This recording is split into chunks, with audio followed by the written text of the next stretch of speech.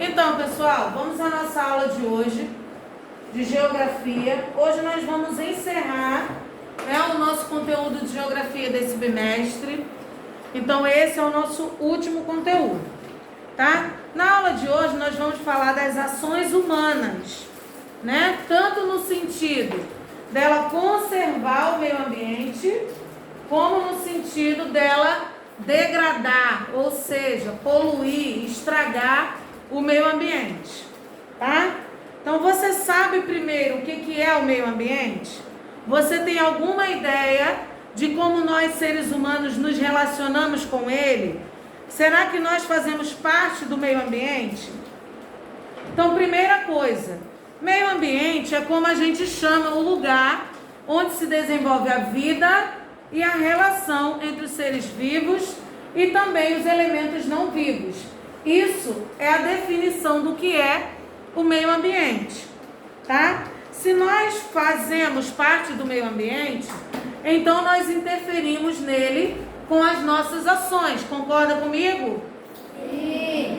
Então, assim como acontece nas paisagens antrópicas, que são aquelas que o homem vai lá e modifica, essa paisagem na natureza, essas modificações que a gente faz podem ter resultados positivos e negativos. O material necessário para produzir coisas que usamos, ele é extraído da natureza e por isso é conhecido como recurso natural.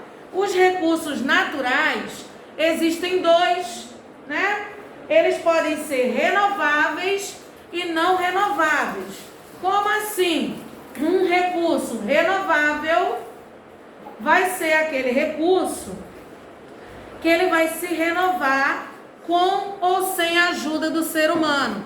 A própria natureza vai se encarregar de fazer com que esse recurso se renove e não precisa o ser humano interferir nessa questão.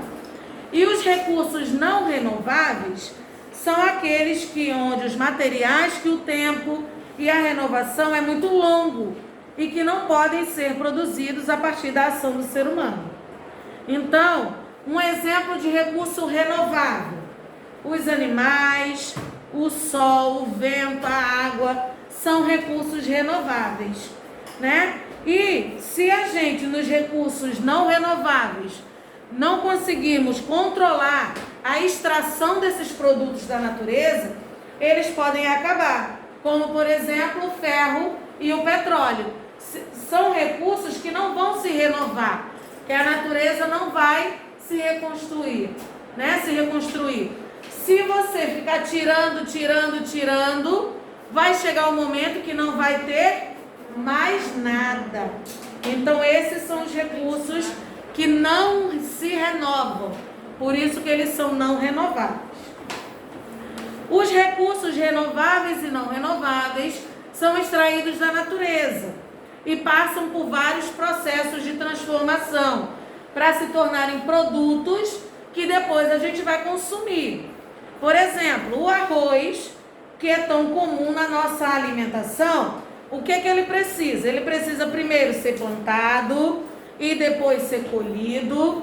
Depois ele vai ser levado para as fábricas para poder ser preparado e ensacado até ele ir para o comércio, onde ele vai ser comprado, preparado e consumido por nós.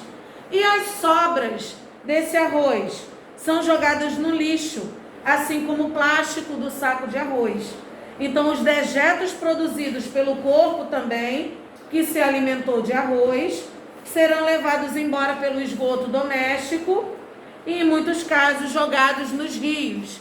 Então, você vê que um simples produto, que ele está lá na natureza, onde alguém vai plantar, vai produzir, vai colher, vai preparar aquele produto, vai limpar, vai enviar para o comércio, onde a gente vai entrar em contato com esse comércio, vai comprar esse produto, vai cozinhar, preparar, se alimentar dele. A gente vai pegar o saco que vem no arroz, vai jogar no lixo, muitas pessoas descartando de maneira completamente errada. Vamos pegar, logicamente, depois que o nosso corpo fizer toda a junção da substância boa desse produto, o que não é bom, o nosso corpo elimina na forma das fezes, onde muitos desses esgotos que saem das casas vão parar onde? Nos rios. E aí a gente vai poluir uma coisa que a natureza deu pra gente, a gente vai e retribui para a natureza de uma forma errada, né? Então, para continuar, nós vamos falar sobre o que isso vai causar, né, na contaminação da água, porque isso é uma forma da gente degradar o meio ambiente. Muitas das nossas atividades para produção e consumo de produtos e de alguns bens acabam poluindo a água. E aí, quando nós jogamos o lixo nos rios, quando as fábricas não tratam os seus dejetos, a água dos lençóis freáticos podem ser contaminadas. E aí, a gente tem uma imagem, né, que está na página anterior, que mostrou pra gente como que fica essa água toda contaminada com o lixo que não é descartado de forma correta. Outra coisa também que nós temos de degradação do meio ambiente é o desmatamento, que é aquele onde as pessoas vão retirar as árvores da floresta para poder vender os troncos e outras coisas mais. Só que elas não vão dar o tempo da natureza se reconstruir e vão formando cada vez mais um buraco naquela floresta, degradando toda aquela área ali, como a gente vê na figura também aqui do lado, que ele mostra pra gente como que essa floresta, ó, está ficando totalmente desmatada.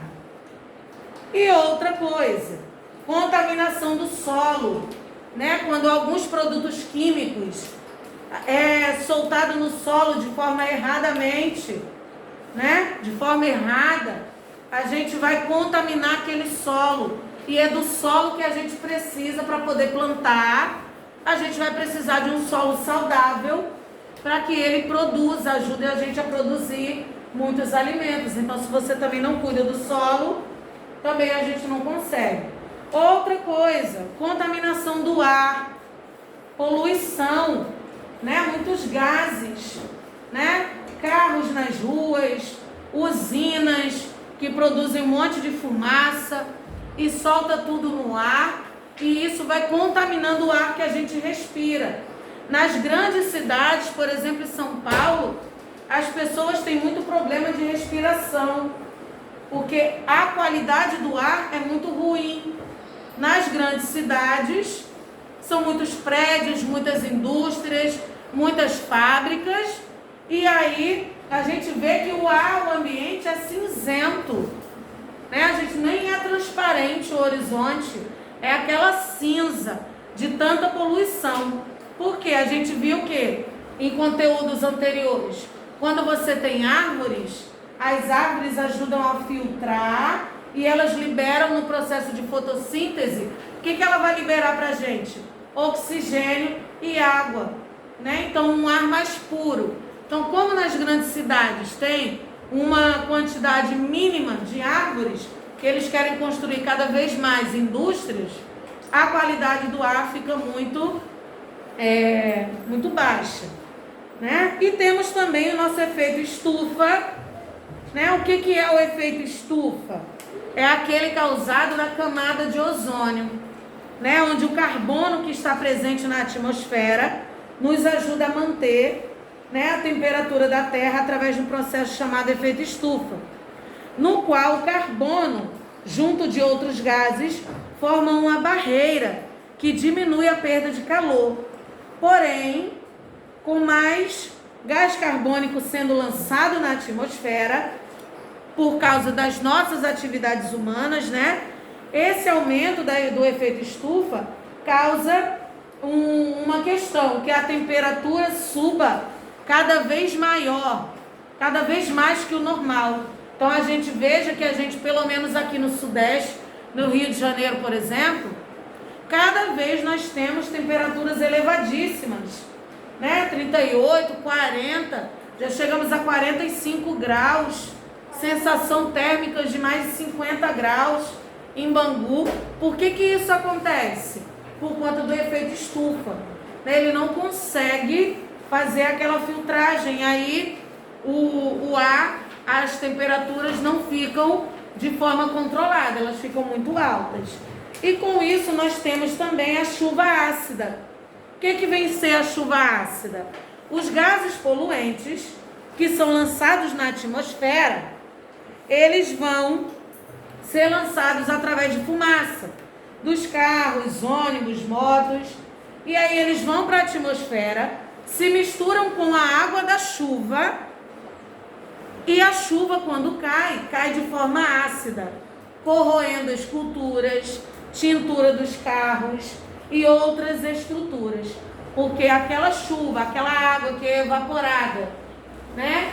É evaporada dos rios, do ambiente, enche a nuvem, para depois a nuvem cair no seu processo de precipitação. Quando essa chuva cai, ela está cheia daqueles gases poluentes, daqueles produtos químicos, das fumaças dos carros, de combustíveis. Então essa água, se você deixar um carro lá no lado de fora de casa, essa água vai caindo, molhou o carro, depois o carro teve contato com a luz do sol, depois você vai olhar, a tinta, a pintura do carro está toda queimada. Né? Por quê? Isso acontece por conta dessa chuva ácida, que é a chuva causada com a junção de tanta poluição. Né? E, para finalizar, nós vamos falar da questão do ser humano, né, com o meio ambiente. O que a gente tem para poder ajudar o meio ambiente? A gente deve debater sempre a questão da sustentabilidade, né? A gente vem trabalhando até em outras disciplinas a sustentabilidade, aqueles 3 R's, né? Que é de reduzir, reciclar, né? E aí a gente vem trabalhando isso para que cada vez mais as pessoas tenham consciência na hora de consumir. Você precisa realmente disso? Você precisa comprar outra coisa? Será que o que você tem você não pode reaproveitar? Será que o que você já não pode mais aproveitar, você não pode reciclar e transformar em outra coisa para você utilizar? E dessa forma a gente vai ajudando o meio ambiente. Sendo que isso não começou de agora, né? Desde lá, em 1972, a gente teve a Conferência de Estocolmo, que foi uma reunião que aconteceu, né, através de ativistas, pessoas que defendem o meio ambiente. E nessa conferência, que aconteceu lá na Suécia, foram debatidos temas relacionados à poluição, recursos naturais.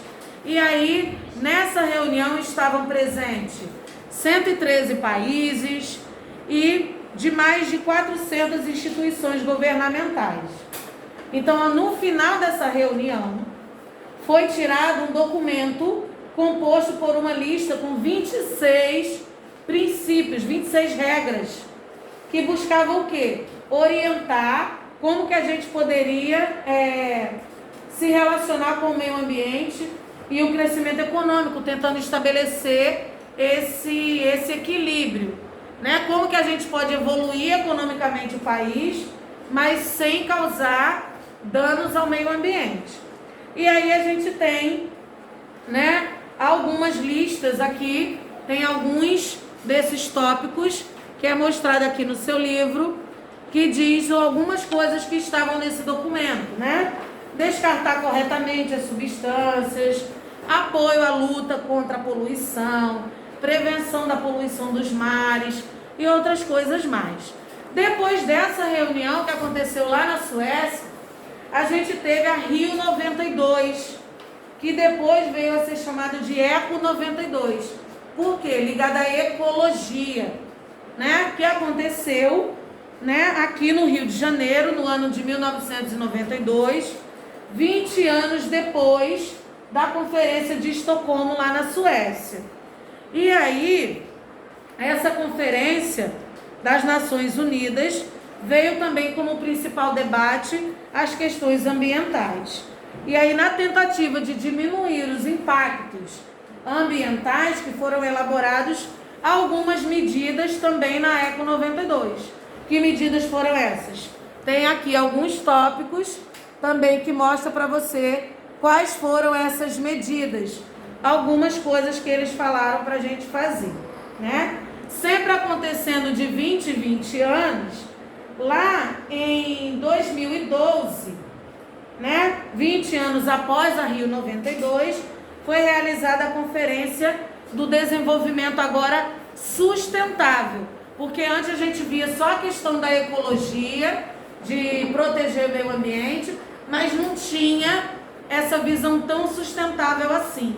Então, só em 2012 que a gente veio entrar nessa questão da sustentabilidade. Tá? Qual é o principal do objetivo disso? Discutir sobre a renovação do compromisso, né, político com o desenvolvimento sustentável.